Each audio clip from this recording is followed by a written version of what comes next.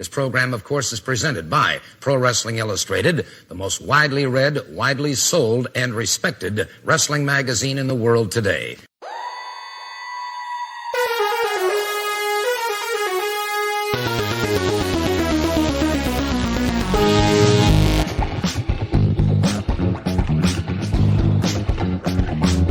This is the Pro Wrestling Illustrated podcast. I'm your host, PWI senior writer Al Castle, joined once again by my co-host, Brian Solomon. How's it going? Pretty good. I'm feeling maybe a little bit tired like you after coming home from Dynamite last night, but otherwise I'm hanging in there.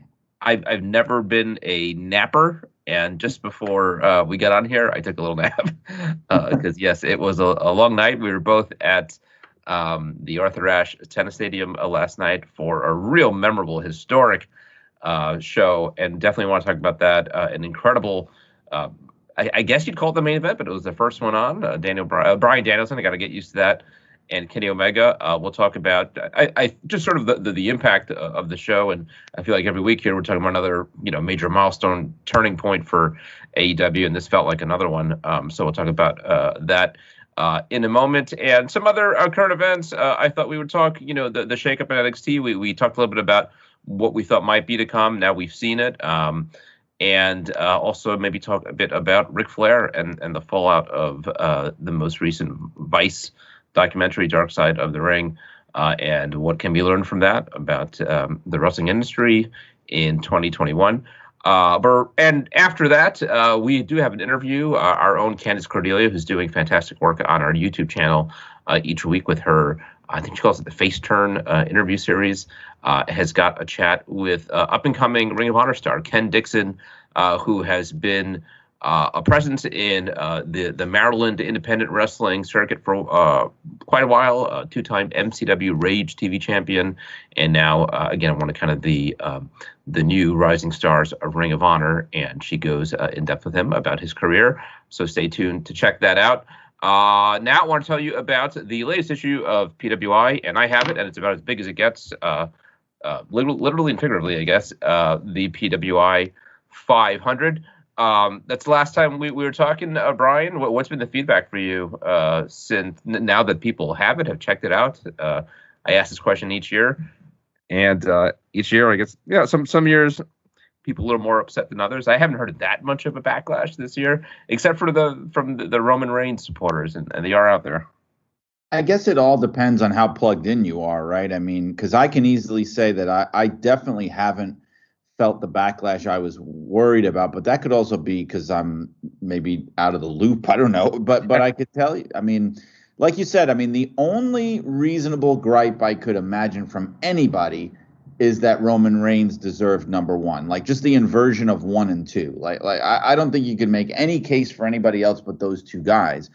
But I will say I think it's been fairly silent, just because, I mean, it's hard to argue right now, especially with even with last night, because sometimes you always get that feeling when between the length of time between when you make the decision and you put the list together and it actually comes out. There are times where you're like, oh, God, this doesn't look good. Like, this guy has slipped quite significantly or whatever. That is not the case here. I mean, yes, he lost the Impact title. That's true. But as far as, like, his position in the company, the profile he's at in the business, the kind of matches he's having, like, if anything, he's gotten better than he was when we ranked him number one, I feel. I almost feel like if we were doing it right now, it would be an even easier call to make him number one over Roman Reigns. That's just my opinion. But I will say that the one thing that shuts down people who sometimes bring it to me and say, oh, come on, that guy can't be number one, blah, blah, blah, blah, blah, is simply, if people can just understand, like we've said many times before, this is the approach to the list is a kayfabe list. It's ranking wrestling as a sport. And in any competitive sport, especially a ring sport, if you have a guy that won the top prizes, the top belts of 3 different companies, a world champion for 3 different governing bodies, organizations in 1 year, and you don't make that guy number one, and he's the first person who's done it in North America in like 65 years, then your list has no credibility. How in the world else do you get to number one? If you're approaching it from a kayfabe sports presentation, there's no other choice. Yeah, I really agree. And I think you touched on something, which is where I think I've heard a lot of the feedback is simply from folks who don't watch AEW. And those folks are out there, right? I mean, if you are a WWE loyalist, and you might not even think of yourself as that, but you're just somebody who hasn't really discovered AEW yet. And what you have a perception in your mind of what it is, which is, oh, this is just another kind of like glorified independent where guys do a lot of flips and, the real stars are in WWE. And I talked to an old friend of mine, and he was, I think, down on us picking Roman over Kenny. And I mentioned when you said, which, well, the guy, won world titles in 3 different companies. And he said, well, yeah, but who's watching those companies? They only have a few hundred fans, that kind of thing. And again, I think it's a perception issue. So what you touched on is, I bet you Kenny Omega had more eyes on him last night, maybe than ever before, right? I'd be curious to know what the ratings are, but there's every reason to think that AEW could have set a record last night, and working against a guy who mainstream fans did know from 10 years plus in WWE, Bryan Danielson. They tuned in and they saw Bryan Danielson at his best, for sure, better than we've seen him maybe ever in all his time in WWE, and Kenny Omega better than that. Kenny Omega a step, a level, I'd say, above that. I mean, I thought he was really the MVP of the match last night. And yeah, I think maybe some people who a couple of days ago were thinking, really, Kenny Omega, maybe after last night are thinking, oh, I get it now. Right. So I think some of the resistance to Omega has to do with sort of just personal style preferences of how his style of working, I'll say, is not for everybody. And I initially had a little trouble warming up to him when I first saw him. I admit I didn't see a ton of his New Japan stuff. So a lot of the stuff I was seeing was AEW, and I'm going, okay, and he's waving his hands around, and he's doing all these weird kind of gesticulate, like it took some getting used to. But I mean, he has 100% won me over. And the other thing is, we're not ranking it that way too. And I think people need to understand that we're not saying who's the best worker and any of that stuff. I feel like we've said this so many times, we're blue in the face. That's not what it is. It's about what they've accomplished, more or less, But the funny thing, though, is even like you mentioned with Bryan Danielson, holy cow. I mean, he's got to be a guy that we may not have made him number 1, but we probably would have ranked him higher if we were doing it now. I mean, think of the year. I was thinking yesterday, yeah. I mean, headline WrestleMania and that show in the same year, within months. Right. I mean, he had, our top 2 guys are Kenny Omega and Roman Reigns. He had one of the best matches of the year with Roman Reigns in the beginning of 2021, their one-on-one, and now one of the best matches of the year with Kenny Omega in a different company at the end of 2021. I mean, that's amazing. It's a tricky thing, and it's something that I was just dealing with last week, helping put together the women's 150, which is the female counterpart to the PWI 500. And no spoilers here, but you run into this also putting together the 500 is, with the top 10, you have the top 5 moments of the year, and I typically compile those, and typically you look for big victories, right? But sometimes that doesn't tell the whole story, and sometimes the wrestler's biggest moments, and this is where you got to deal with like the whole kayfabe part of it, but sometimes the wrestler's biggest moments are in defeat. And right, so Bryan Danielson didn't crack the top 10 this year because he lost at WrestleMania, got a rematch, maybe 2 rematches against Roman Reigns in high profile situations. I think one was another headliner for a pay-per-view, and then I think he had another rematch on SmackDown and lost all of those. So it's like loss. But holy cow, I mean, this guy was the centerpiece for WWE, one of their centerpieces for months, and then jumps over to AEW. Granted, that was also after the evaluation period, so nothing he's done in AEW counted for this one. But yeah, I mean, I don't know if it's a flaw in our system, but it's something that it's hard to account for, that sometimes the best wrestlers or wrestlers' best achievements are in defeat. But what a class move from him if you saw the letter that he wrote thanking WWE and the fans on the eve of this big, his big debut in AEW. I mean, he's been nothing but positive. And, you don't, I mean, whatever it may be behind the scenes or in his heart or whatever, he's not coming across as bitter or angry. You can't not like this guy. Yeah. And it almost felt last night, and not to jump too far ahead of our discussion here, but like he's now coming into his prime, which is hard to think of a guy who I think is over 40 and has been at this for so long and had this big career in WWE. But there were all these years where he was the darling of wrestling fans, but wasn't working in the major leagues, then went to the major leagues, but had to give up something from kind of, the art, the perspective of him as an artist. And now at this age and in this stage of his career, plus having, retired for several years with injuries, it's like it's all kind of coming together. Now you've got the audience and can work the style that you want, and you have the experience and the seasoning and the star power and the recognition, and it's all coming together. So yeah, I feel like, at this late stage in his career, Bryan Danielson might be entering his prime, which is crazy to think. But that's at least how it felt last night. Anyway, just kind of steer things back on track. The latest issue of PWI, the 500. I don't have to tell you why you should get it. It's the 30th. And again, I don't want to make the mistake, WWE. It is the 30th anniversary, not the 31st issue. It's the 30th anniversary of the PWI 500. And it's loaded up almost 80 pages of coverage. You've heard all the buzz out there. I got an opportunity to go on Busted Open on Chris Jericho's podcast, which we hope is dropping soon, to talk about it. So there is a lot of buzz out there. Check out what all the buzz is about. Go to pwi-online.com and pick up yours. You can download it right away or have it mailed to your home. And of course, if you want to extend the savings, subscribe either to the digital edition or the print edition. And the longer you subscribe, the deeper the savings. You can save half off the cover price. Again, pwi-online.com. And please spread the word. I see, I was checking out the YouTube page before we went on, and there's so much more stuff that we're doing than we even get a chance to get into here.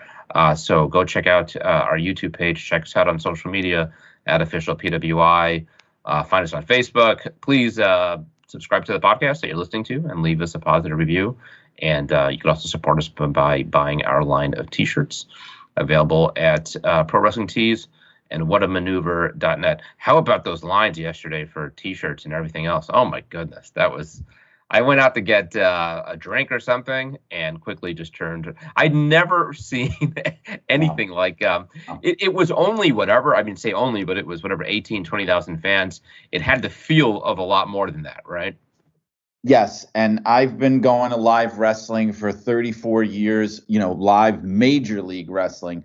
I've never seen lines like that, even approaching that, even at WrestleManias. Yeah. And so that's why I think, yes, it's the magnitude of the show, but, that wasn't like, I didn't see lines like that at giant football stadiums. I think part of that is Arthur Ashe Stadium may have underestimated I think their staffing needs. Mm-hmm. I'll say we spent almost an hour on the food line. Okay. You waited on one of those lines? Wow. I did, because I had a 4-year-old boy with me who wasn't going to leave me alone until he got a hot dog and chips and popcorn. And so I'm thankful we did it before Dynamite began. Otherwise I would have been a very grumpy dad. But so we did that. But I gave up on the merchandise line, and I was really looking forward to it. Like, I wanted to get my son some stuff. We were at SmackDown. I got him the Cena hat, the program, the whole 9 yards, and I was ready to do that again. We wanted his Luchasaurus stuff, and I was like, Pete, forget it, because we're going to be standing out here through the whole show. And you know what? We periodically peeked out a couple times and be like, because I was like, okay, you know what? I said to him, we'll sneak out here during one of the big matches, right? Because everyone will be. But even that, I don't think was much better, right? Right, much better. It was the same exact thing. There was no difference from the beginning of the night till the end, it was solid. And I said, you know what? Just tell me what you want. I'll order it for you online tomorrow. That's yeah, what I think there was a lot of that going on. I'll tell you the level of desperation I got to. I had two boys with me, too, and my wife, and I mean, my boy's a little older than yours, but yeah, we were all super parched. I mean, we in part because how crowded it was, and we got there a little late. We had to park literally like a mile away. It was like a half-hour walk or more to get to the stadium, and so we were all parched an hour or two into the show. Go to buy a drink, and as you touched on, we would have missed literally half of Dynamite or more if we stayed on the line. So this is the level of desperation. I found a couple of cups that may or may not have been used, and went to the bathroom and washed them up very thoroughly with some hand soap and water, and got to the water fountain, and we had some free drinks. But that was, it was crazy. And have you ever been to that venue? I was there a couple times before. My kid's a big Fortnite fan, like a lot of kids their age, and they did like the big Fortnite World Cup tournament there a couple of years ago, over 3 days, and it was in that same venue where that was like the big finale where you paid to watch teenagers play video games. But it was a cool event, and I've been there for the U.S. Open in a professional capacity covering it. But it's a real cool looking venue. But as you touched on, I don't know that it's like ready for prime time, right? I think it could be ready if they like. I've never been there for anything else, but I think they just may have underestimated this a little bit, and I don't think like I can't. All right, I hate to do this.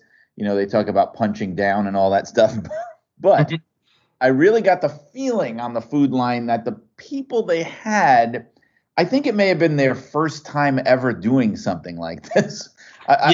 I was half wondering if they just kind of found them in the parking lot and brought them in, because even just, the way that they were, this is a very outdated reference, but if you've ever seen Tim Conway playing his dwarf character yes. on the Carol Burnett show, right. That's what it was like. I wanted to jump over the counter and just start doing it for them, because they were like pouring individual beers into cups for people and doing it in this incredibly slow way that, my wife is in the food service industry. So I know how this stuff is supposed to be poured and served. And again, look, I'm sorry. I know, they're paid peanuts and it's a hell of a high pressure job, but I've been going to shows like this. I went to the Garden, I went to SmackDown.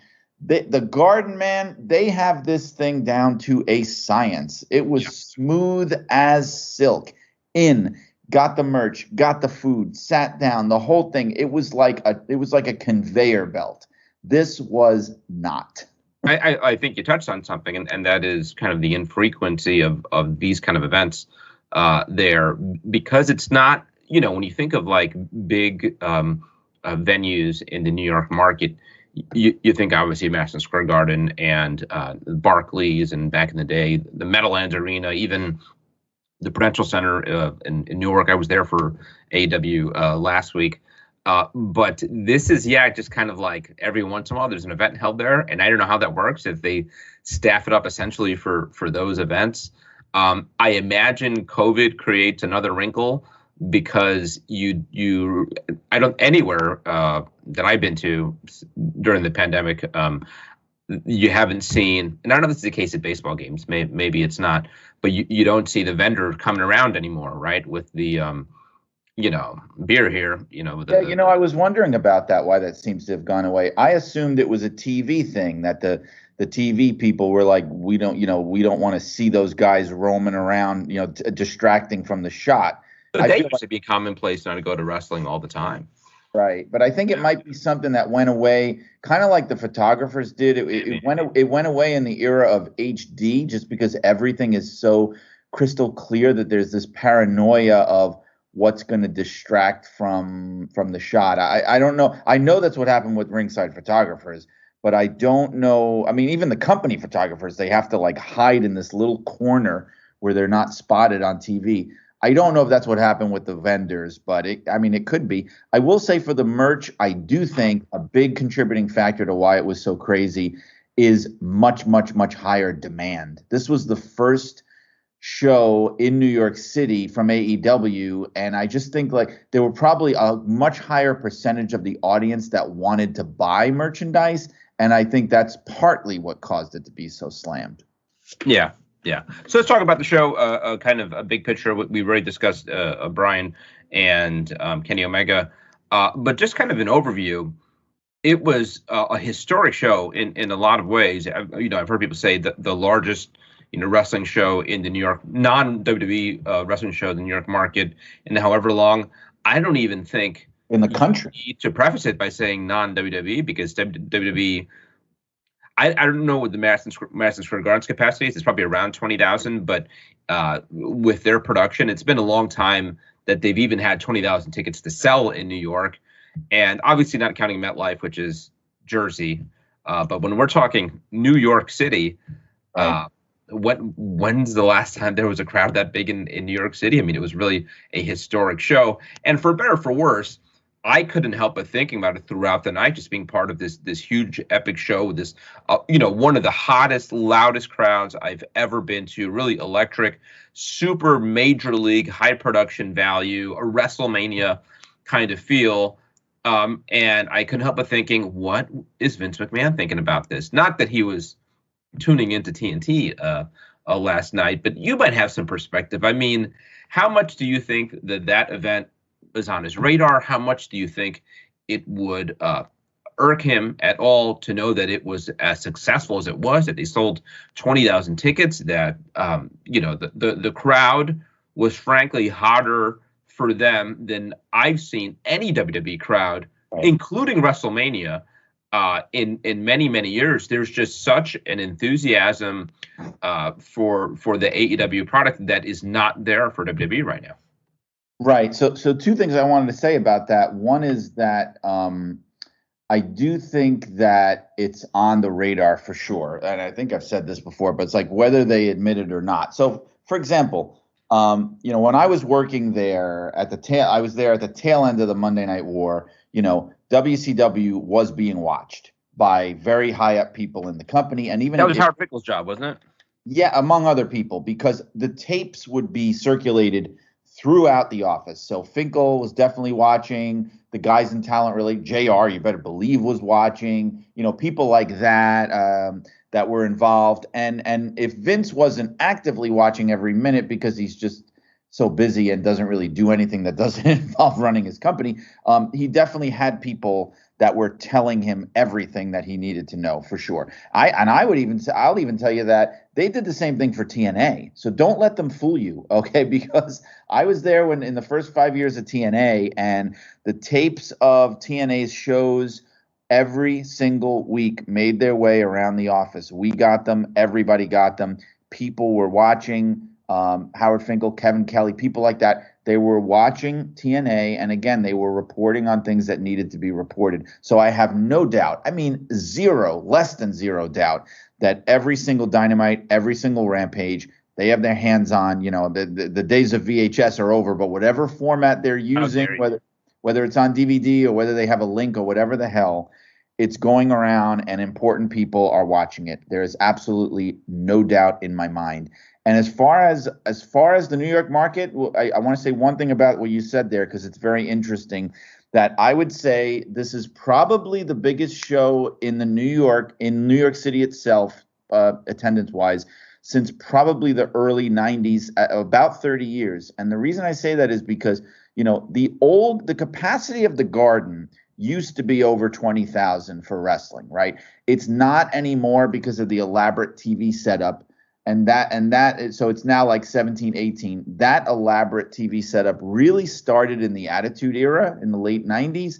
And before that is when attendance for WWE was horrendous. Yeah, they weren't doing big numbers. Yeah. So you're probably talking a Steve Austin headlined house show at Madison Square Garden. Maybe. Yeah, it might have been, or I was even going to say like SummerSlam 91 in the Garden. Oh, 91, sure. goodness. They definitely had. See, SummerSlam '98, they had the reduced attendance setup. SummerSlam '91, I'm pretty sure, I don't have it in front of me, but I'm pretty sure they broke 20,000 people for that because they didn't have a stage. They didn't have the 98 they didn't either, though. They didn't have the Tron. Remember, for years in Madison Square Garden, only in the last few years have they put in the Tron. But even like Royal Rumble 2008, which is the one where Cena made his surprise return, they were which I used to love because it gave this unique charm to garden shows. They'd come out from that little door on the side of the garden, even as recently as then. Right. You might be right. I'm after this, we're done here. That's the first thing I'm going to do is look up these attendance figures. Now I'm really curious. I was thinking whether you'd have to go back to like one of those Shea Stadium shows. Well, that's assuming. I mean, I don't think so because, like I said, the Garden used to be able to hold at capacity 22,000 people. I know definitely in the 80s that was the number, 22,000, and they did a bunch of those. Yeah, but I mean, like, as far as stadiums, like Yankee Stadium has not had wrestling in it since the 50s, okay? And Shea Stadium was 1980. That was the last time, and I think they did like 35,000, maybe something. No, I don't even know if it was that, but it was definitely way more than the Garden for sure. So it would be interesting to look up and see. But I know it was the biggest non-WWE wrestling show anywhere in the United States in 22 years. They're saying since the height of WCW. Do you think that it irks Vince McMahon in particular to see AEW have this kind of success in New York? Because it is New York, it's supposed to be their backyard, especially given that they've struggled on selling tickets in New York. Even there was word that at SmackDown they had some hard time moving tickets. There's a report about a new arena coming up near me here on Long Island, the new home of the Islanders, the UBS Arena in Elmont. WWE and AEW both scheduled TV shows, Dynamite and Raw, within a couple of weeks of each other later this year. And when they went on sale, and this is the Observer reporting it, so take it for what it's worth. But, I think they said that in the first week, AEW moved something like 5-6 times as many tickets as WWE did. So that in particular, that's New York. Does that particularly kind of hit Vince McMahon in the heart? I think it's I think it's the big picture more than anything because, Vince McMahon, yes, New York, like Vince McMahon told me himself, the Garden will always be the Garden. That's the famous quote that his dad would always say, the Garden, Vinny, will always be the Garden. But I will point out that gradually and very purposely, Vince McMahon Jr., over the last 35 years has worked diligently to make sure that New York is just another market for the WWE, and it has become that, and the Garden is just another building. I'm not saying that because I think it's great. I'm saying it based on reality, and I think they've just done that. But so the tradition of New York and the Garden is really something based in the past of the company, but I will say that overall, looking at the whole business and the country and everything and his business, there's no way that this can't be sticking in his craw in a big way because, this is the man who lives and dies by the success of this company and who has seen any competition as, threats to be destroyed. We all know the stories, and I've heard even from longtime employees in there about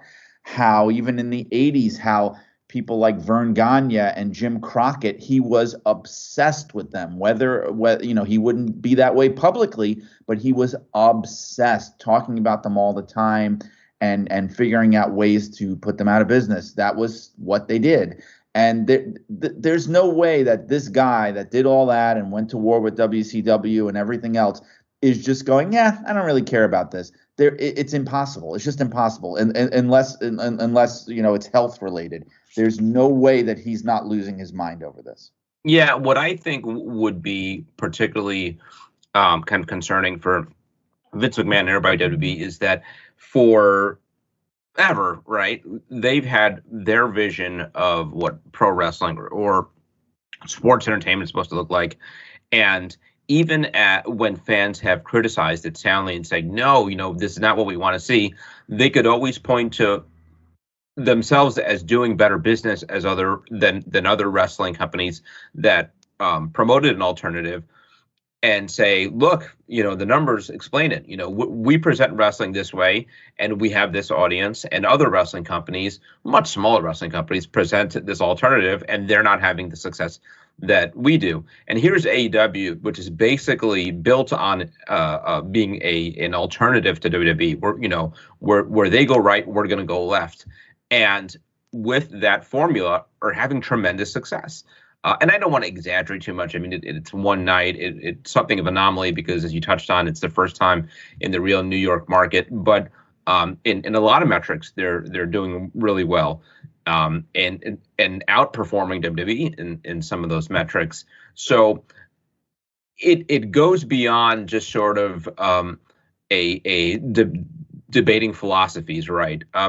Now, you look at AEW and the way they present it, and they're in some ways doing better than you're doing. And I wonder if it makes them think like, well, and I've said all along, even being there last night and thinking about, Vince McMahon, for better or for worse, it wasn't a feeling of dread so much for WWE as a feeling of optimism. And this is what I've said, is that I feel like this is all really good news for WWE.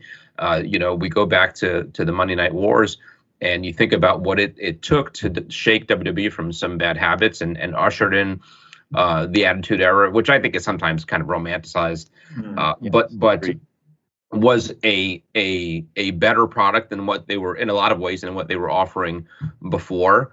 And WWE products been stagnant for many, many years in a lot of ways.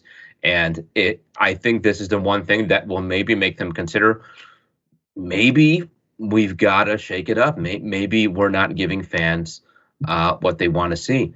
And that takes us to another thing I want to discuss with you, which is this shakeup of NXT, which is maybe the first kind of domino to drop in all this, and clearly, in a lot of ways, a response to AEW. We talked about this a little bit in the last episode, but now we've gotten to see it and see essentially what Vince McMahon's vision for NXT is.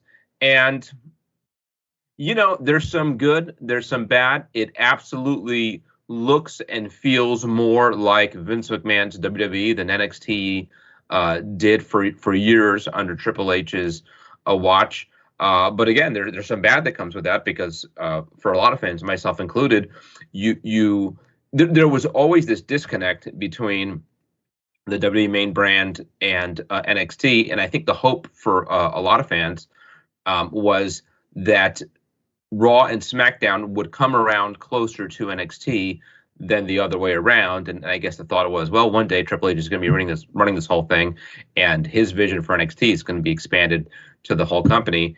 And it seems like the opposite is happening. And now Vince McMahon's vision for sports entertainment, as we see it on Raw and SmackDown, is now kind of consuming NXT. What have you thought about these first couple weeks? Clearly, on the upside, more of a youth movement, right? I mean, and that's a good thing. That's been a big criticism of WWE and NXT for a long time, is just that where are the future stars? Where are the people in their early 20s who you're going to have in 10, 20 years from now headlining WrestleMania? And just in a couple of weeks, NXT is now kind of overflowing with them. How good they are, that remains to be seen. There are a lot more gimmicks, I think you'd say, than we've seen in a while, and just kind of more that sports entertainment, less sports feel on NXT. Yeah, and this is the first time too, because you mentioned Triple H, that I've really started to feel that it's not even a given anymore that Triple H is even going to eventually run the company. I wouldn't say it's a given at all. Even as Vince McMahon's son-in-law. I mean, Vince McMahon's own son is not going to be running it. So why would it be guaranteed that his son-in-law would? I don't think anything's guaranteed. But yeah, it's weird because, like you're saying, we all remember that seems like a brief moment 8 million years ago, but where NXT seemed to be the number one brand. for this little window, and you're thinking, okay, yeah, like I guess this is the future of the company, and now it is going the other way. I think WWE is kind of digging in their heels now and going, we're not going to try to copy AEW and be like they are, which is actually the opposite, I think, of a lot of what they were doing in the Attitude Era, whereas they were following the lead of ECW and following the lead of the NWO era of WCW, where they kicked it off, and WWF came along, copying it initially, but taking it to another level and doing it better. I think this time their strategy is, we're going to be the opposite of this. We are not going to try to duplicate this. And NXT, if anything, was the closest thing in product style to AEW that WWE had. And and then that's why they put it against it. And they're taking it now and going, no, we're going a completely opposite way with this. And like Nick Khan has said in statements, we're not going after their audience. And I think there is a kernel of truth to that their strategy is, we're not going anymore for that kind of indie wrestling fan, like the hardcores. We're going, again, like what they've done in generations gone by, right? We're going for the entertainment fans. We're going for the families. We're going for the kids. We're doing things like that. Whether it'll work remains to be seen. I'm a little bothered by the fact that, everyone's heard the market research that NXT's largest demo is basically old guys. And I'm going, what are they thinking watching this show now? I'll tell you what they're probably thinking is, I don't want to watch this show anymore. I mean, that may be what some of them are thinking. One of the things that I like about it, like you said, is kind of changing the faces around, and I don't mean baby faces. I mean just, the people we see on the show and shaking things up. One of my issues, and I enjoyed NXT, but I will admit I was definitely among the people that were starting to get bored with it.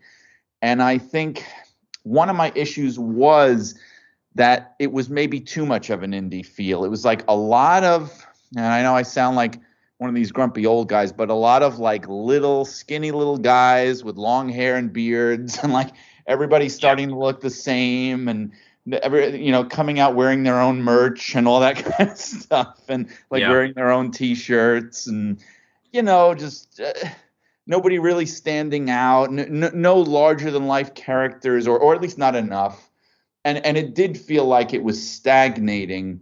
So definitely change was needed. I don't know if this was it, but change was needed, and I guess we got to let it play out. It just started. So. Yeah, I think AEW really, really hurt NXT. We were talking just a few moments ago about, when's the last time you saw a WWE crowd that enthusiastic at a live show?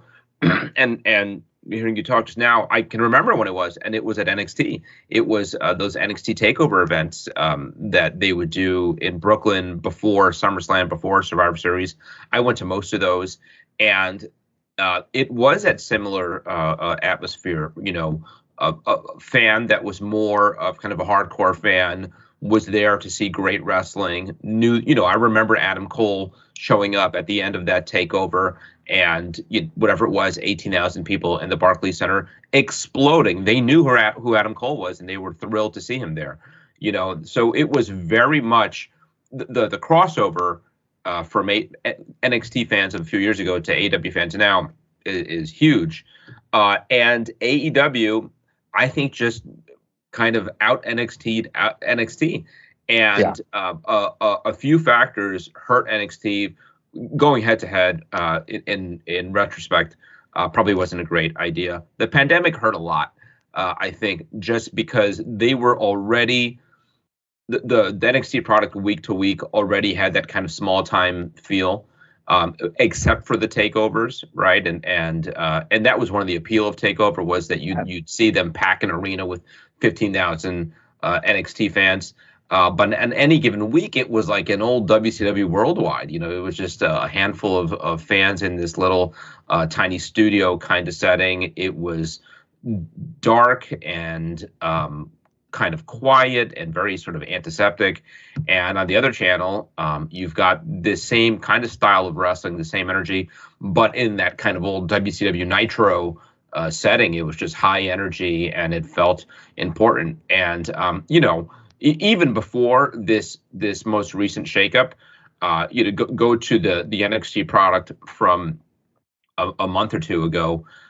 Could you picture them packing the Barclays Center? I couldn't. It just felt like interest had dropped huge. It wasn't the same energy, the same interest, and in that sense, I understand, and I think Vince McMahon, to some extent, might be okay with sacrificing NXT's audience, the metrics, what have you, to some extent, because they gotta, if they want to keep the TV deal with USA, they got to keep something of an audience. But I think, like they say with baseball teams, I think they're looking at this as kind of rebuilding, right? And for the first time in a long time, and I can't blame them, I think they're looking at NXT as developmental, and it's less about how successful this brand is and how much interest there is in this brand, and more about, are we getting those guys in the pipeline for the main roster? And I keep saying this, but for better or for worse, you look at the guys who've been called up in the last couple of weeks in this NXT 2.0, and they look like guys who could work on the main roster, right? Bron Breakker, Rick Steiner's kid, he looks perfect. You could picture him on Raw or SmackDown tomorrow. And that's the case with a lot of these people, where an Adam Cole, a Kyle O'Reilly, those types, I don't know that they would ever be a good fit in WWE's main roster. And I'm not saying that's a good thing, but that's just the reality of it. So as much as I lament that the days of going to those NXT takeovers with those amazing 4-star matches, some of the best wrestling shows I've ever been to in my life. I remember I went to one in Bridgeport a couple of years ago, which was Adam Cole. I think it was the second or third match in the trilogy with Adam Cole and Johnny Gargano, the one where Adam won the title. It's one of the best wrestling shows I've ever been to. And I lament that that's gone, it would seem like. I mean, I just don't see that, the takeovers being a big destination for a big city on a WrestleMania weekend or something like that.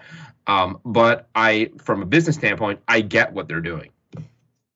Yeah, and I also think that a big problem behind all this, or what happened, what went wrong, is that WWE underestimated them. I really do.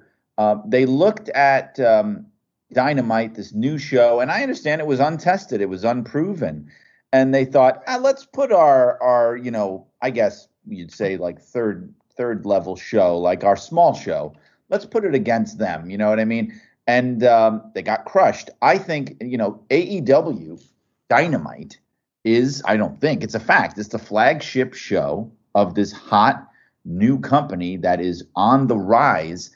And not that they're going to do this, and I'm not saying they should, but that's the kind of show that could head to head give Raw or SmackDown a run for the money.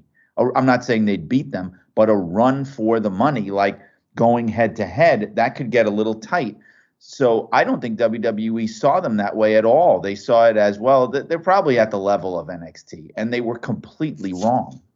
Yeah, but also AEW wasn't 2 years ago when they started going ahead. It wasn't what AEW is now, and that was one thing that really struck me being there last night. The first 2 hours, the Dynamite portion of the show, there was no filler or very little filler. Every segment was loaded with stars, right? I mean, they opened the show with Bryan Danielson, Kenny Omega, and then go to a CM Punk interview, and then MJF, who's a big star, comes out, and Britt Baker, who is a big star, and Sting. And then later on in the show, in Dynamite, you got Chris Jericho, and you've got Jon Moxley. Most of those guys were not around when AEW started, with few exceptions, Moxley and Jericho. They've really fleshed out this roster, not just to be filled with talented guys, great workers. And I think that's where, they thought the comparison was, well, they're going to have their best workers there. We've got our best workers on NXT. But I think to the point you're making, they've got stars now and I'd say a deeper roster in terms of star power than any of WWE's brands. you go. I remember Pro Wrestling Torch used to do this for years. Every year they would do like an analysis of the top 10 guys or really analysis of entire roster, like in tiers. Well, who are their top tier? Who's their next tier for? And they do it for Raw, for SmackDown, for WCW when they were around. And if you did that now, you'd quickly be out of that top tier in WWE, right? I mean, you'd have your Roman Reigns and I don't know, Bobby Lashley. I guess Big E is in that mix now, but it's such a drop off. I mean, you watch a Raw or a SmackDown, and you'll have the hot opening segment with Roman Reigns. You've got the star power there, and then a segment or two in, with all due respect, you're seeing Akira Tozawa, you're seeing Otis, you're seeing it's filler, a lot of filler, right? I mean, because the star power isn't there, and AEW can now do 2 hours on Wednesday night. And this week, another 2 hours on Friday night, and have it be just loaded from the beginning of the show to the end of the show. And I think that's the one thing that I don't know that anybody could have anticipated. I think you could have called that the wrestling would have been better from AEW pretty quickly after their launch a couple years ago, but that 2 years in, they would just be so overflowing with star power. There's no comparison. Right now, I went to the MSG SmackDown, and now I went to the Arthur Ashe Dynamite. There is no comparison from a wrestling standpoint, from a match standpoint, between those two shows. SmackDown had, a couple of very cool moments. They had the Demon, they had Brock coming out with Reigns, but match-wise, it was just typical SmackDown. Nothing special. I mean, you had a 10-man, mid-carder match, meaningless match, in the middle of the show, at least from my perspective. 3 matches total on SmackDown. Seth and Edge was really good. Seth and Edge, yes, almost as good as anything on probably short of Danielson and Omega. Absolutely. That was the exception. But Dynamite from beginning to end, I mean, and then the Rampage show afterwards, that was not just the feel of a pay-per-view, but a top flight pay-per-view, like a WrestleMania level vibe, like bigger than any pay-per-view AEW has done. I had, my good friend Keith Greenberg was in the audience and saying, "Oh, I'll meet up with you. I'll let you know. We'll connect. I'm waiting for a popcorn match, right?" And he texts me and he goes, "I'm sorry, like there hasn't been a single popcorn match. I'm going to be able to come over there and say hi because I'm glued to my seat, and it's true. That show was a blowaway show. And now they're at the point, like you said, where, okay, they don't have, now part of this is they don't have a brand extension, so they don't have split brands, but they are at the point, which I think is a very good thing, where you have so much top flight talent that you cannot showcase them all every week on the main show. You just can't. There's not enough room. And I think that's a good thing because I think it keeps guys fresh. You don't want to see the same top guys every single week on the show. I think that's what makes them get stale in WWE. So I think this is a very good thing. And I really hope that Tony Khan never, ever, ever even entertains the thought of doing a brand extension because I think it was dumb for WWE, and I think it'll be dumb if AEW tries it. Yeah, I can't imagine. Again, I mean, they tend to go left where WWE goes right. And on that point, it's interesting because when you start thinking, all right, so how does WWE respond to this? And you think about WCW 20 years ago and what did they do?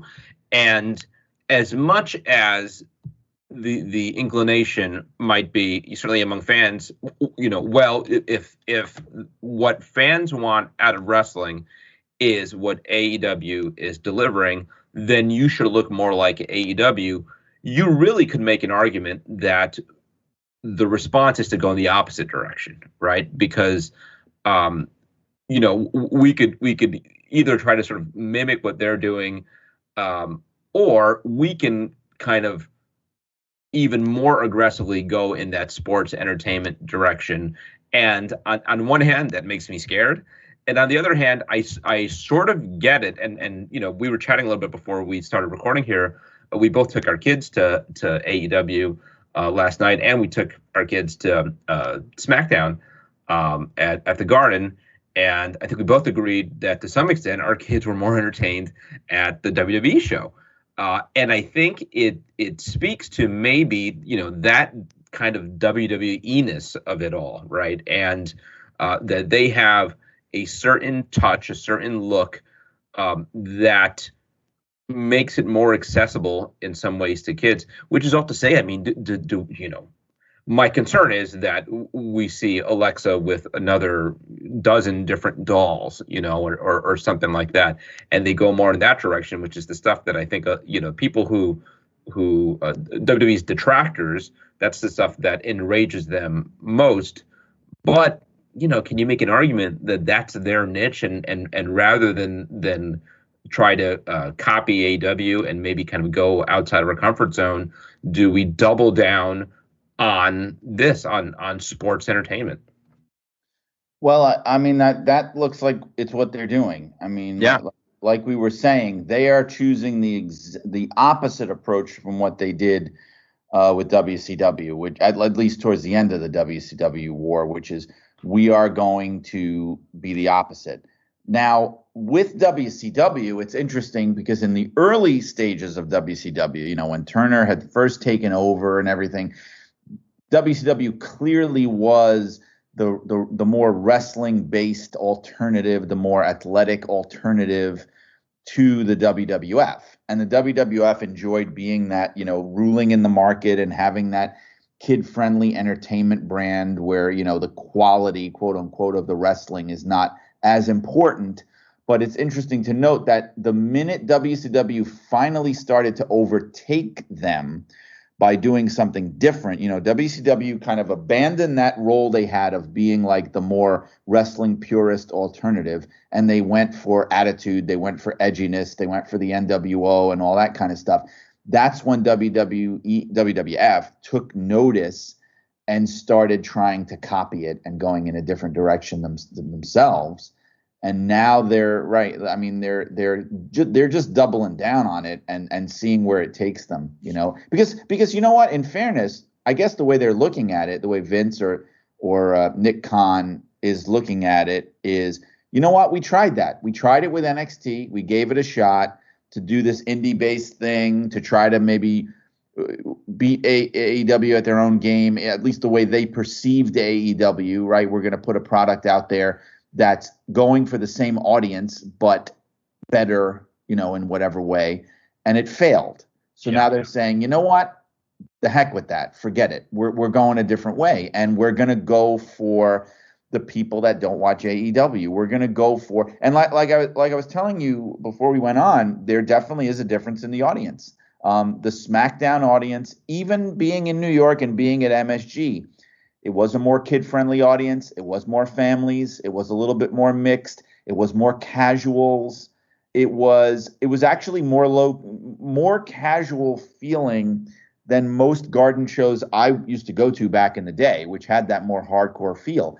Whereas the AEW crowd was more like your rowdy wrestling fan crowd, like the hardcore crowd, but on a vast level. It's just it's a different vibe that they're nurturing.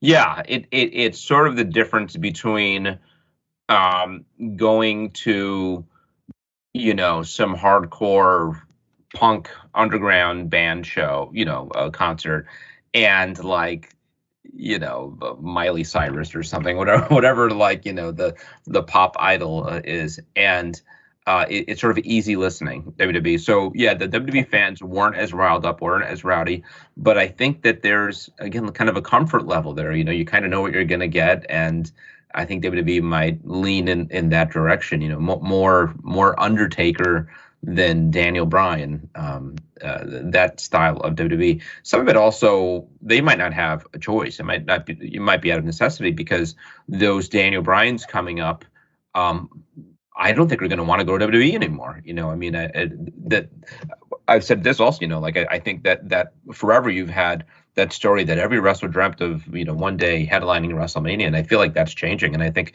shows like last night are what's changing that. I think that becomes the dream, unless you're a Bronson Steiner who you were a football player and this is an opportunity and you get on TV with WWE and maybe you never and I don't know this about him, but just this notion of kind of like the ex-jock who's got a great look that WWE courts and recruits.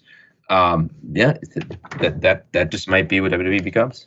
The funny thing is we've been talking about, and you've mentioned, like, what does Vince McMahon think watching this?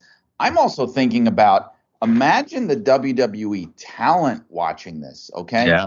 There's no way, I don't care who you are, unless you're Roman Reigns, right? He's doing just fine. But if you're almost anybody else, you're watching this show going, damn it, I want to be there. I want to be a part of this. There's no way you're not, unless you're making insane money. There's no way you're looking at that and going, God, I don't want to be here anymore. I want to be over there. They have to be thinking it. And that's something that hasn't really happened in a really long time. You could feel it even being on Twitter. Think about this.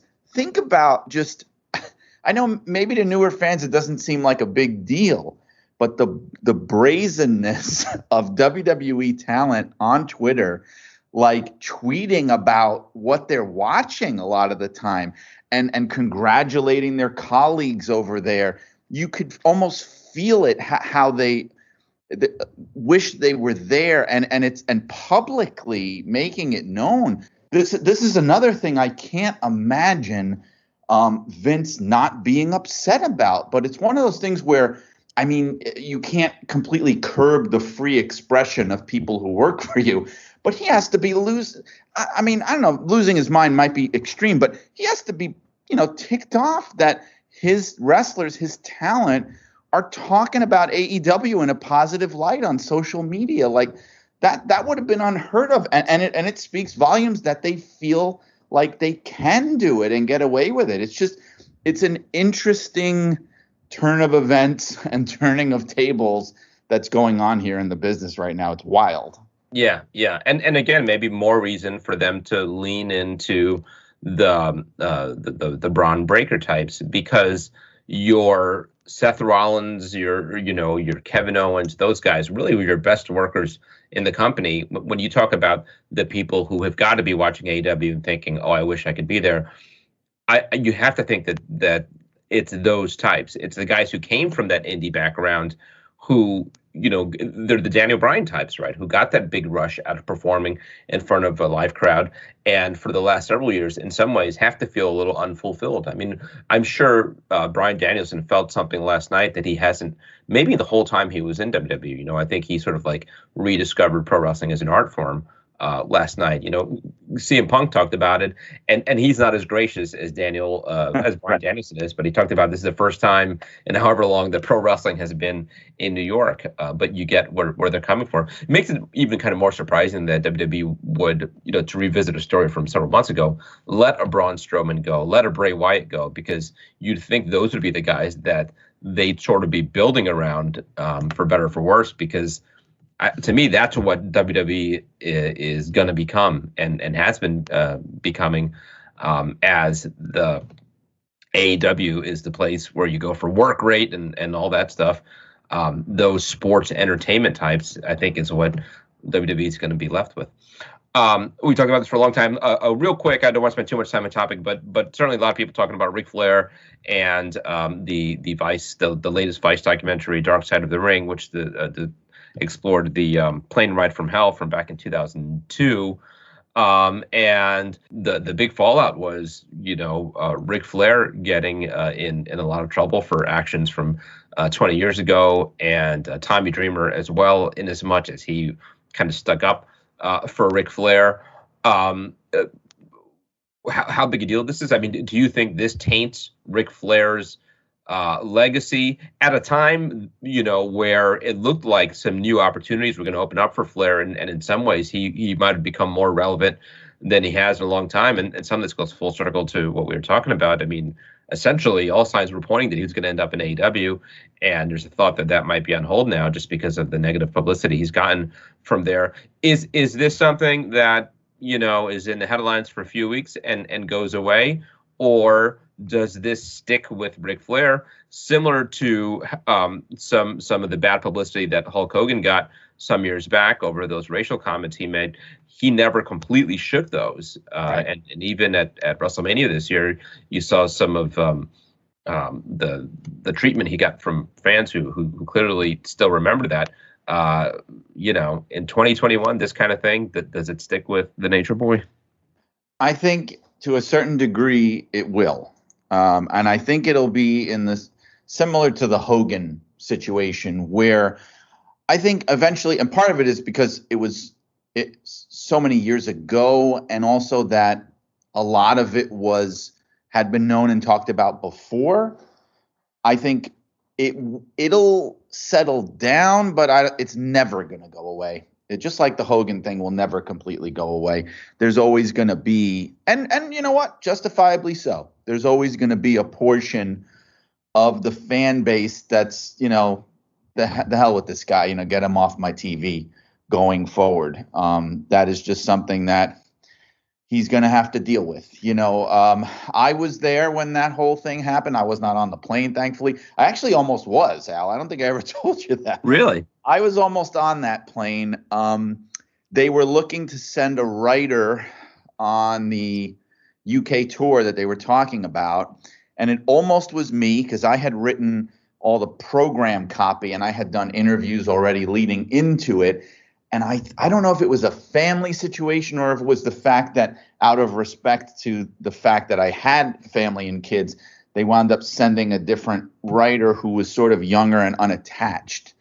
And he, from what I heard, basically sat as far away as he could. I think he sat all the way in the front by the pilots and basically stared out the window and didn't even get up or say a word the entire time because he was terrified. So I was always thinking, oh my God, I could have been in the middle of all that. But I heard all the stories, and that's one of those things where a lot of people are saying, well, oh my God, everybody knew about this. It was public knowledge. It was it was even on ESPN, and WWE talked about it. But I still think, wrestling fans recycle every few years. And you'd be surprised how many people don't have any awareness of things that you think, quote unquote, every wrestling fan knows about. Yeah. They don't. Not only that, but not even just specific things, but even just the way the business was. Yeah. I think the majority of people that have only started watching wrestling in the past decade, they have no clue. No clue. I mean, this flight, the thing about it was that, and other people have said this, what made it stand out was that it was so many awful things all happening at once. And they all got so incredibly drunk. But specific incidents like this were constant. Not all at the same time, but it went on all the time. It wasn't right, but it went on all the time. And the story of this plane ride has stuck out more than most because of the egregiousness and the accumulation of so many things. Yeah.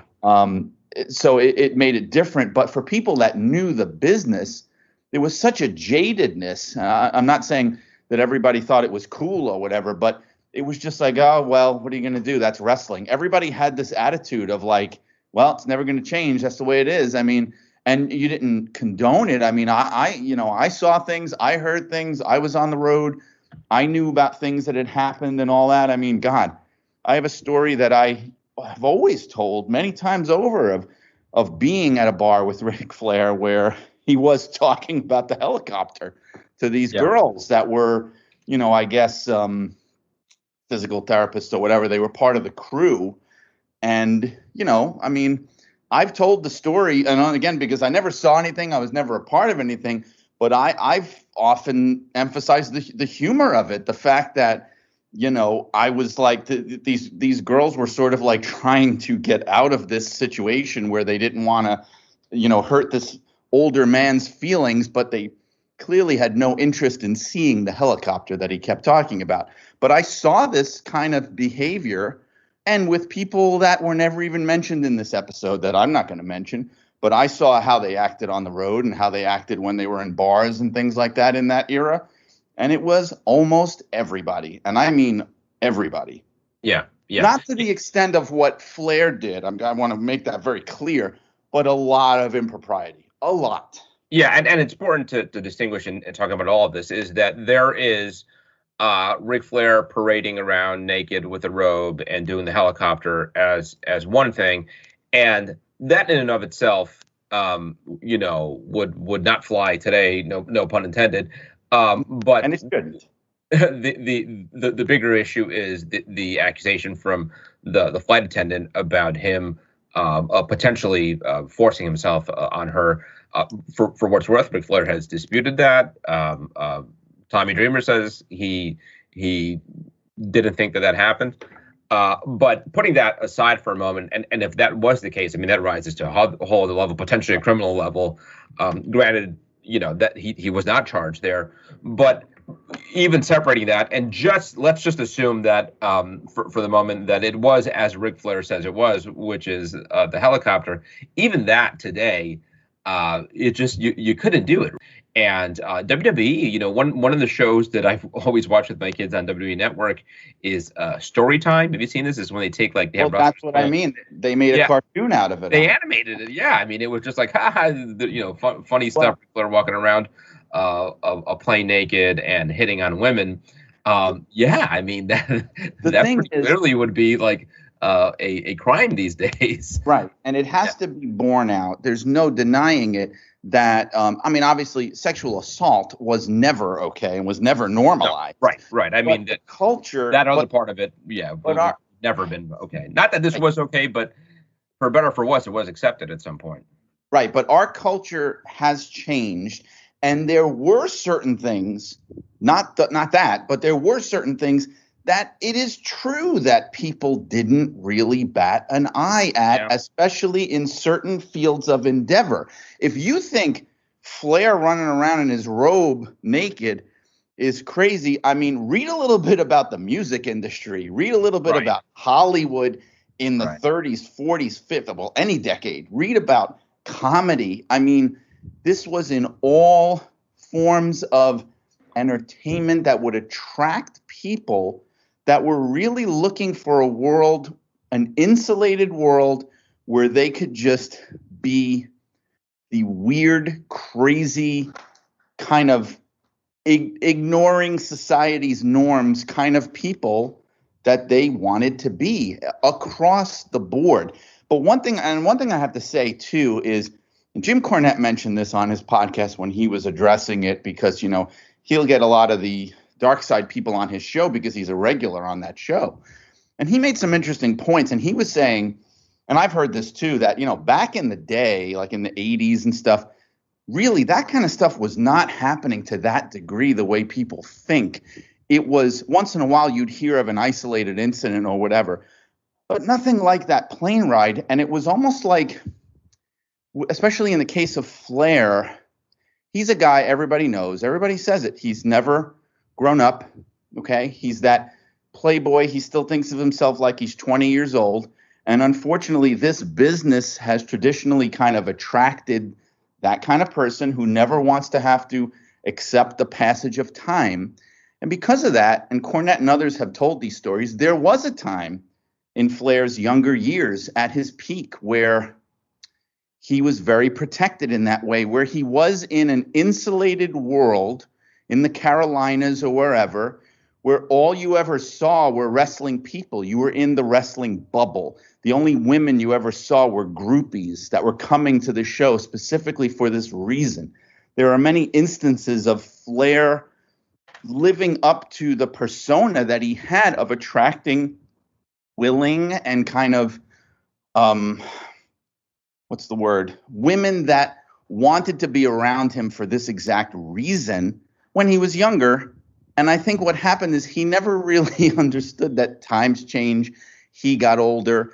The business is different now, where you're not in the wrestling bubble anymore. You are around normal people now who are going to look at you and go, what the hell are you doing? What is happening? They don't know anything about wrestling. They're not there for you. They may not even know who the heck you are. And he never accepted that. And he wasn't the only one. There were other guys like that too, that just couldn't change with the times and never understood that, this is not the way to act in normal society because they never had to exist in normal society. Right. So, I mean, I think if anything good comes out of this is that this is a wake up call to a lot of people, and not to dump on either of them, but in some ways, I thought Tommy Dreamer came off looking almost worse than Ric Flair did, in part because he was in it in the documentary and talked about it. But you've got to know better than to defend this kind of behavior in 2021. And I get where he's coming from, and they're colleagues, and he's Ric Flair, and he looks up to them, and it's just Ric Flair being Ric Flair. But you have to understand that in 2021.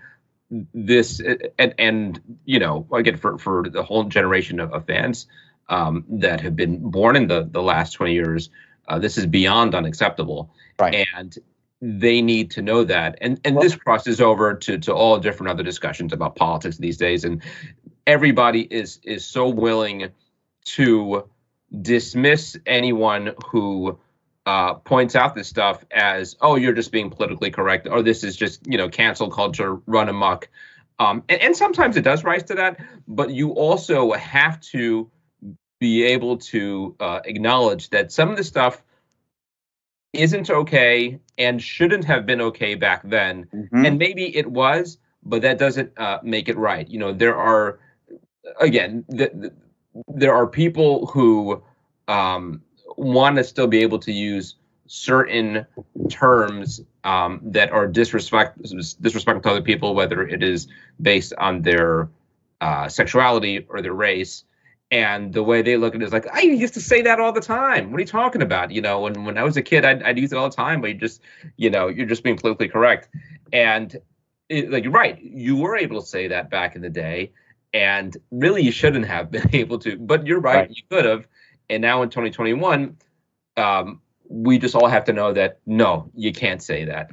And I think that if there's some good that comes out of it, it's that, and again, not to single him out, but he was represented on the documentary, that the Tommy Dreamers of the world that come from this different generation, they need to have that moment to show them, like, no, this was not okay, and you need to learn that, and you shouldn't be defending it either. And what's interesting about Dreamer's comments to me is that, and it's wild because he didn't even do anything on the flight, right? He was on there, but didn't do anything. Right. What's interesting, though, is the response that he had and the comments he made would have been the knee-jerk kind of automatic response of 99% of anyone in the business, say 25, 30, 40 years ago. But I guarantee you, most of those people, if they're still around today, would not say the same thing. You got to know better. At least not out loud on television. Let's just put it that way. Yes. But that is a sign of how sometimes this way of thinking and this protected nature of the business, it's very hard to change that.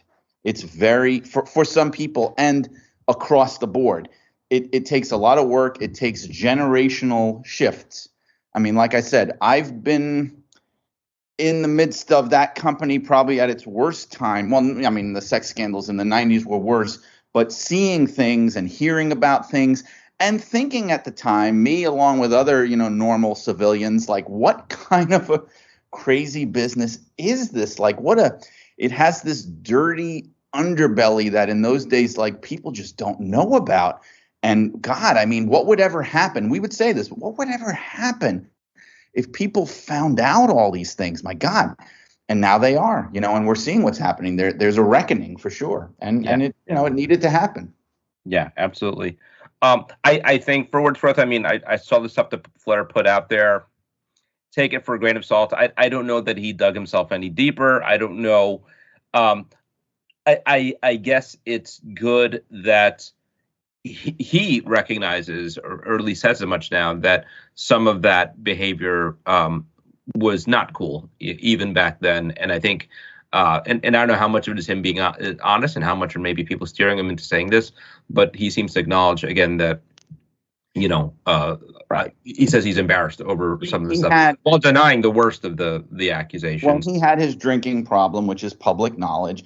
And, he's pinning a lot of it on that of like, oh, I made all these horrible decisions and things and patterns of behavior because of my drinking problem, which could be partly true. But I also think part of it is, to go back to one thing I said, is I think honestly the business and the way it was, and I don't even know about the way it was in 2002, but certainly the way it was in his heyday, the business encouraged that kind of thing. It gave him positive reinforcement, so he never had to change or grow up. When he would do stuff like that, flashing people and running around in the robe, I mean, like everybody's been saying, it popped the boys. It got a laugh. People enjoyed it, and it was positive reinforcement of, oh wow, this is what everyone expects me to do. There are stories like that. I mean, Cornette even told a story of Flair and one of his girlfriends or one of his wives doing it together one time in the hotel to everybody, going room to room where all the wrestlers were staying and flashing everybody. Everybody laughed. Everybody had fun with it. And when that keeps happening for years, you start to make the mistaken assumption that this is totally normal and okay. Yeah. And I'm going to keep doing this and everybody's going to love it. And that is not true. Yeah. I do think Flair survives this. You know, I think you're gonna have to put him on the back burner for some time, assuming it doesn't get worse, assuming more information has come out to corroborate the most serious of allegations.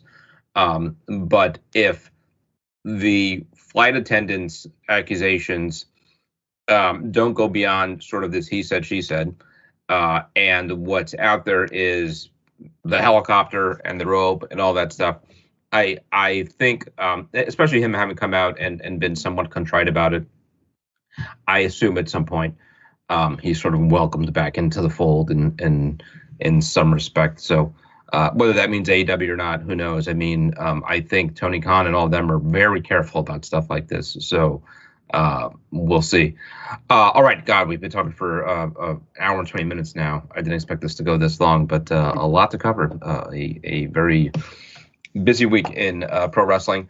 Bryan, thank you so much. I appreciate it as always. Thank you, Al. Happy to be here. All right, and we'll do it again soon. Right now, let's hear from PWI's own Candace Cordelia and her interview with Ring of Honor star Ken Dixon. What's up, everyone? And my name is Candace Cordelia, your host for PWI Presents Face Turn with Candace Cordelia. Today, I am here with Ken Dixon. Now, you might know Ken Dixon. He is a former two-time MCW Rage television champion. He's also working with Ring of Honor at the current moment. We're going to get right into things and talk about his journey to wrestling, what he's been up to, and all of that wonderful stuff. First and foremost, how are you doing today, Ken? I can't complain. I mean, nobody's listening anyway, so. Oh, they'll be listening. They're gonna listen to this one because I feel like you have a lot of amazing and intriguing things to say about your career. Well, let's just get right into it. Let's get right into it. So, yes, Ken Dixon, I read that you were from Butte, Montana, and I've never been there. So I'm just wondering, what was it like growing up in Butte and getting into wrestling as a young kid? I'm not from Montana.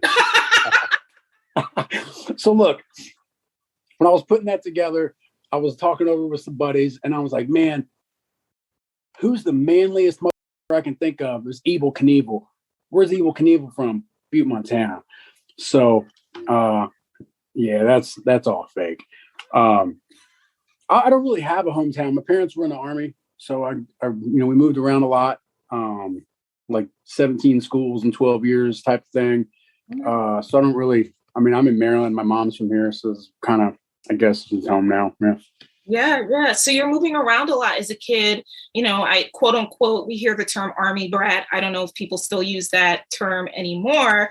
But, growing up and moving around and you're in different schools, you're here and there, you have different friends, you get used to just that type of lifestyle. So how did wrestling come into the picture for you as a child? To be honest, I didn't like wrestling. I wanted to watch cartoons on Saturday morning, and my brother wanted to watch wrestling. And it got to the point where we ended up fist fighting in the living room on Saturday mornings instead.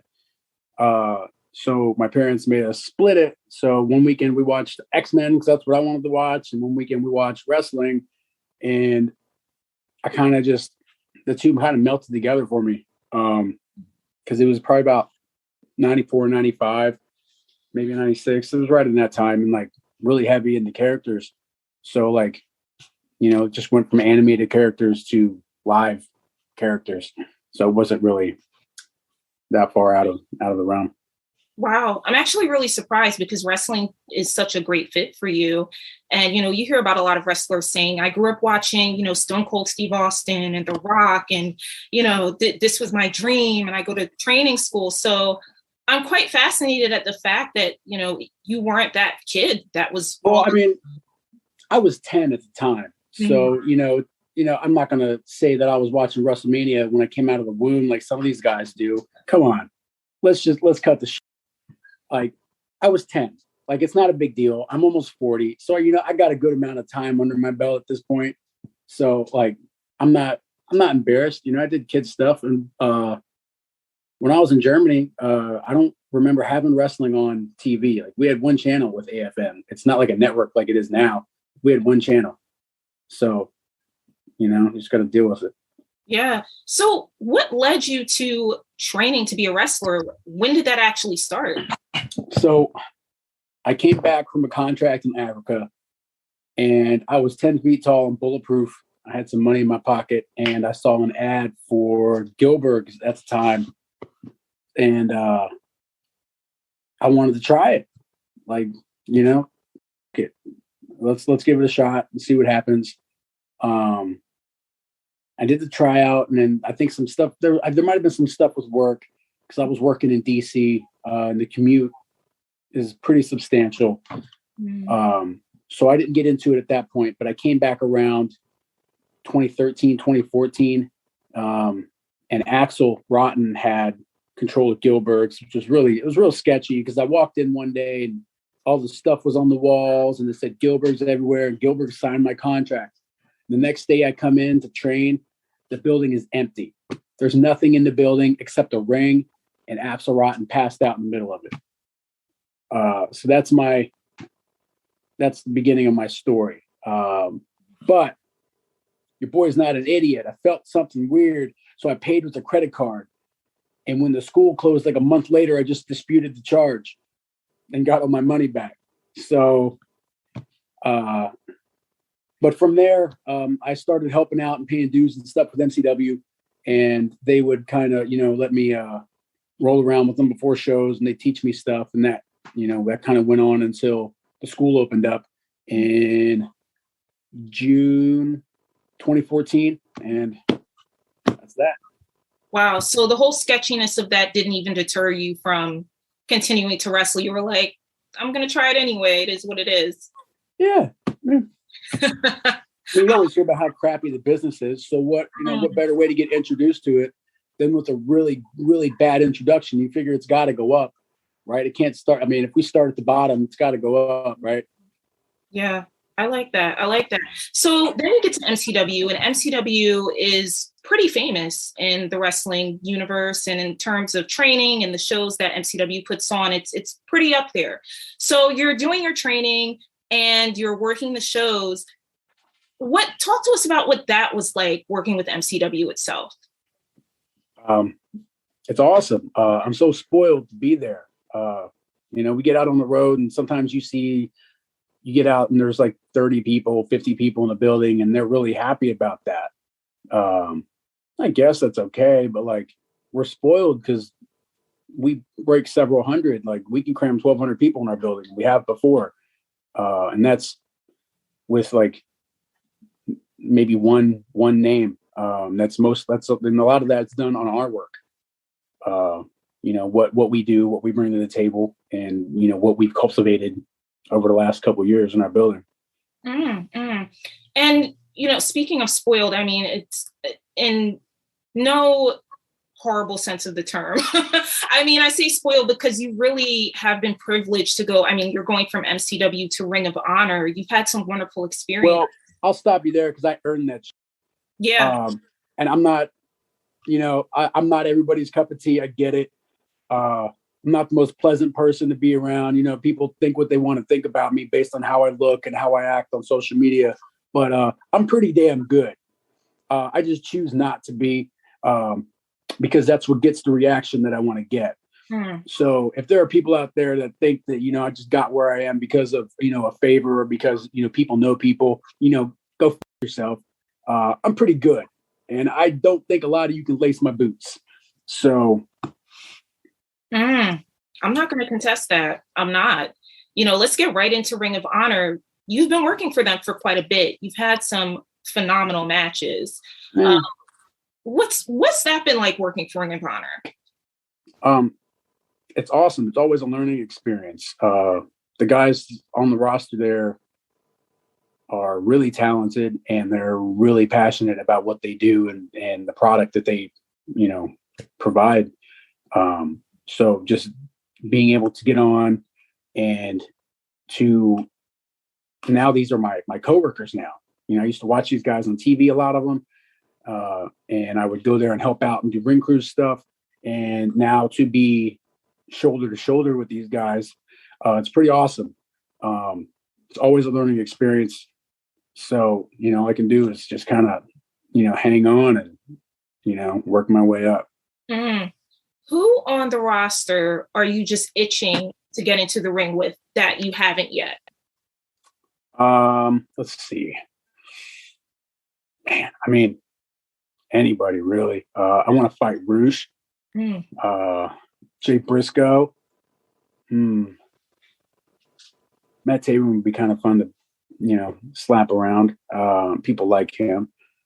I don't know, man. The roster is, it's a lot of fun. There's a lot of diversity. EC3, Flip Gordon. I mean, you just, I don't know. Styles make fights, and the fact that there's not a lot of people on the roster that, bring what I bring to the table. It's fun. Yeah. And, with this pandemic that we've been in on a global scale, we talked about this before, while we were getting our stuff together in order to make this interview happen. And I remember at the time that we were first talking, you mentioned that you were in a bubble. You guys were in this Ring of Honor bubble, to keep safe. What was that experience like?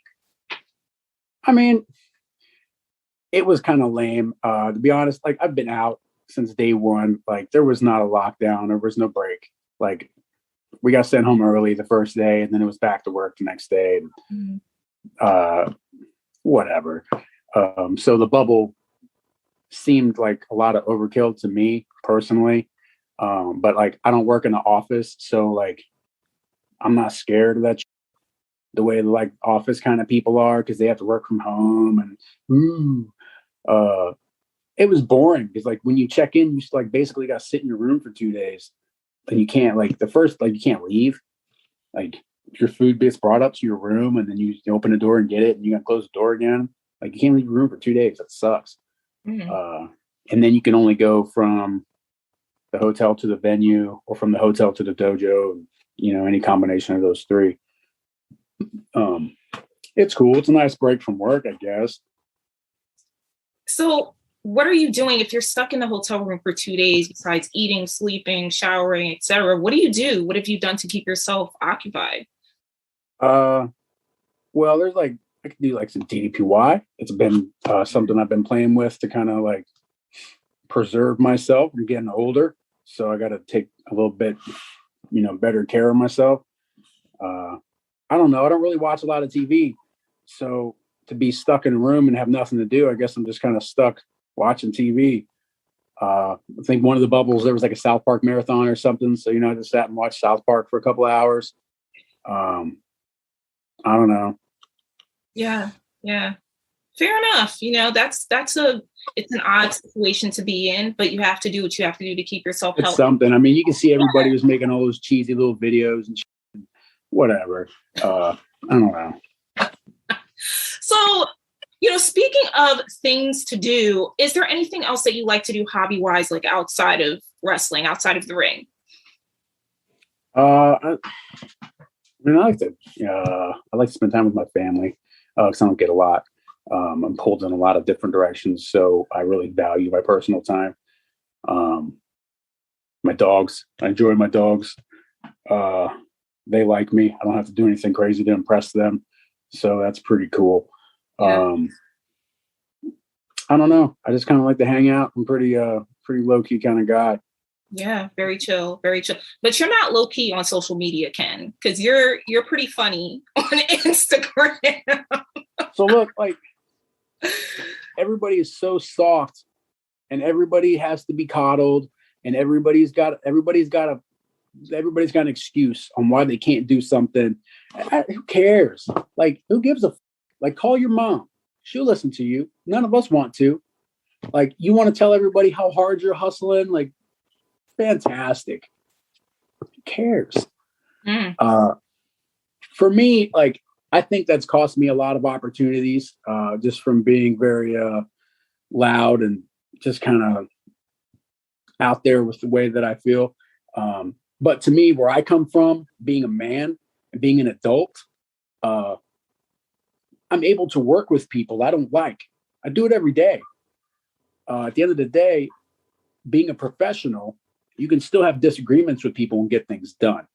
But then again, it's wrestling. So there's a lot of kids that don't have any life experience, and they don't know. All they know is their kick pads and their Pokemon games. So, I can't expect them to know what it's like to be a professional. I don't know. I don't have TV, so I have to promote myself. I get a couple of features every now and again, but for the most part, I have to promote myself. And I don't know, like, what you see is what you get. Like, I'm not going to come out and shake your hand and kiss your baby and, get you to buy stuff and then come out and do me. Like, I'm just going to do me across the board 100%. If you like it, that's cool. You can cheer me. Thanks. If you don't like it, I don't care. It doesn't really matter to me. I don't get by on t-shirt sales, so I don't have to like pretend to be nice to you so I can hustle merch. Like, a couple of 8x10s is not going to hurt me. Like, I know where my next meal is coming from, so I'm cool. Mm-hmm. What do your family and friends outside of the business think about your career as a wrestler and how it's grown? They support me 100%. My dad always told me to do what I want. But that's not to say that, don't do what I have to do. I do what I have to do so that I can afford to do what I want to do. So I get up at 3:30 in the morning and I go to work, and I work 8 hours a day because I'm not where I want to be in wrestling yet, that I can make that transition. Like, I'm not going to go get an apartment with 6 other dudes and then call myself a wrestler because I'm out there, supporting myself purely on wrestling. Like, I owe it to my family, I owe it to my wife to provide a lifestyle. And I have a job and I'm really good at it. So until I'm able to meet that threshold with wrestling, I just have to do both. Yeah.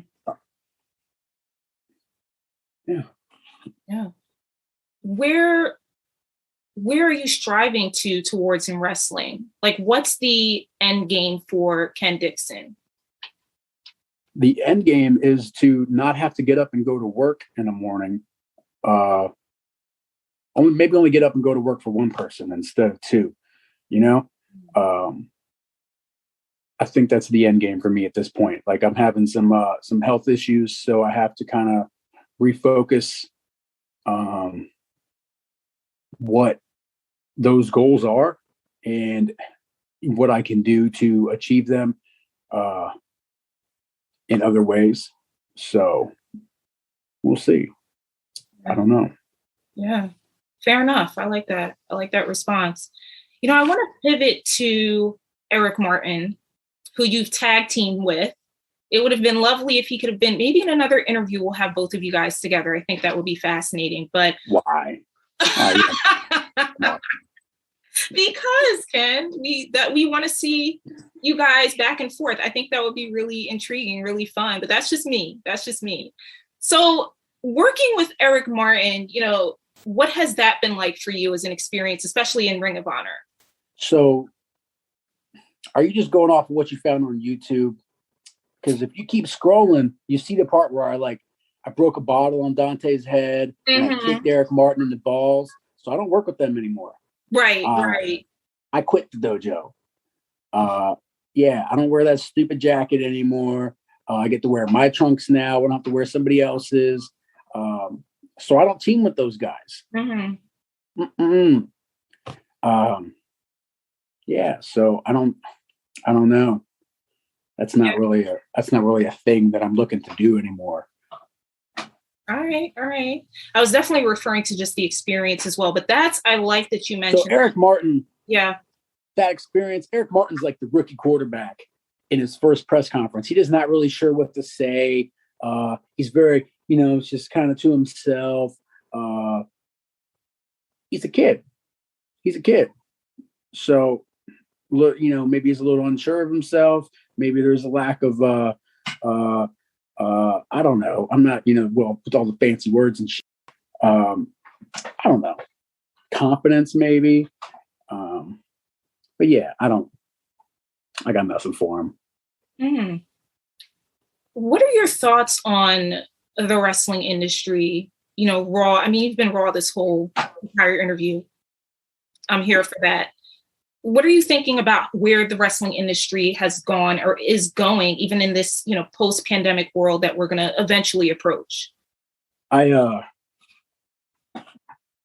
a tough sell for me right now. I find it a little hard to watch a lot of new wrestling because it's just not very interesting. Like, I like characters and stories, and I think, I'm not going to break down the wall because it's not my job. I'll leave that for somebody else.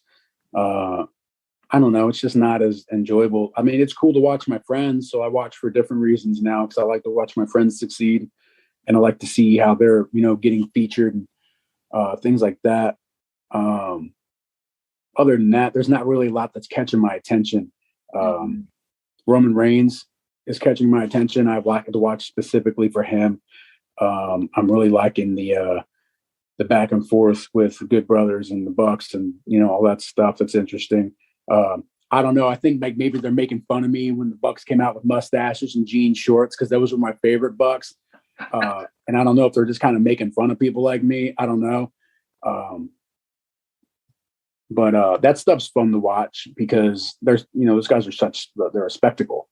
It's not really my style of wrestling, but you have to admire the way that they, captivate an audience. And I think that's what AEW is really, really thriving on right now, is their ability to just have an audience sucked in. What else? Gresham doing the stuff with the Pure title. That guy's like a wizard. I don't see him doing the same stuff all the time. So everything's different. Everything means more. Again, technical wrestling is not really my cup of tea either. I like rough, choppy, smash mouth wrestling. That's what I like. But it's always cool to see people making more with what we have. And I think during the pandemic that they were able to thrive with the Pure tournament, just bare bones, just kind of taking things back. In alignment with your mention of All Elite Wrestling, and this was one of the top questions that I had for you, so I'm glad we're transitioning to this. For me personally, the first match that I saw of yours was with Sonny Kiss. This was back in 2017. And for those watching that match, I believe it's still on YouTube, so you can definitely catch it.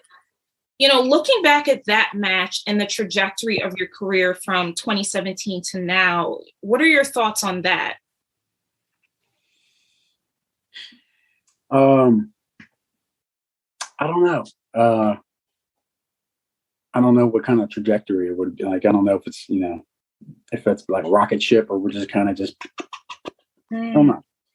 Sonny, however, Sonny is to the moon, right? I don't know. I had a lot of fun with that match because it was such a different, it was a clash of styles like nothing else. So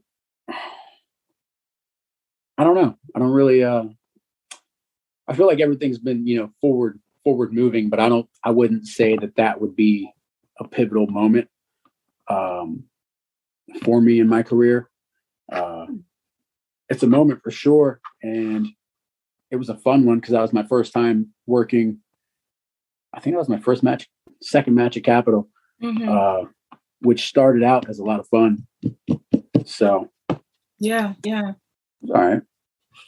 What's the pivotal moment for you in your career? Has that happened yet? Or at least a pivotal match? You know, I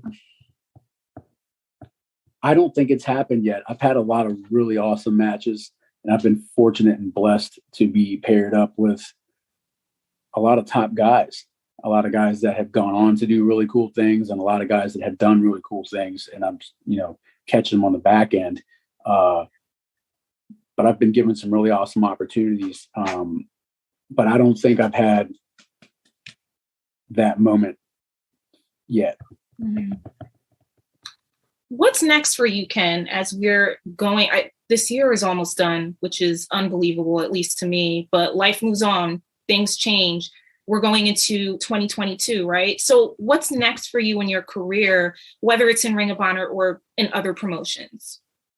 First things first is I have to get my health in order. I have some herniated discs in my neck, and I have to, I've had to take some time off to rehab that. I've gotten some pretty good news from my surgeons and everything that I don't have to have any major surgery yet. It's going to happen because I'm going to get older and I'm going to keep wrestling like an idiot. But just that's priority number one. Priority number two is to figure out how I can keep going and maintain a level of health that allows me to provide for my family. And number three is to just kind of, hit as many people as I can. Cause that's, it's still, I like doing it. I like it a lot. And there's a lot of people out there that I'd really like to just kind of slap around a little bit because they kind of need it. So yeah, that's kind of where I'm at heading into 2022. Right on. We like seeing you slap people around in the ring, or else you won't be here. So those are all the questions that I have for you today. Thank you so much for taking the time out to sit down virtually and speak with me here for Pro Wrestling Illustrated. This is your chance now to, if you want to, market yourself, tell us your socials, where we can find you, what you'll be up to next. What I'll be up to next, I'll be at Death by Dishonor on September 12th in Philly. Not sure what I'm doing yet, but I'm going to be doing something because I'm not going to just sit in the back. That's fucking lame. Got some MCW stuff coming up in September as well. My socials are _Ken Dixon. Follow me. I won't follow you back. Whatever. Yeah, watch me make fun of people. It's kind of what I like to do. I don't really have anything to say to people in wrestling. Like, I don't know, kiss my ass, grow up, grow a set of balls, or, whatever your label does. Ken, as always, it's an honor. Thank you so much for being here with us here at Pro Wrestling Illustrated. Thank you to you all for watching another episode of Face Turn with Candace Cordelia. Check us out on YouTube. Follow Pro Wrestling Illustrated on Twitter, YouTube, Instagram, you name it, and pick up our latest issues. We look forward to checking back up with you again, and stay tuned.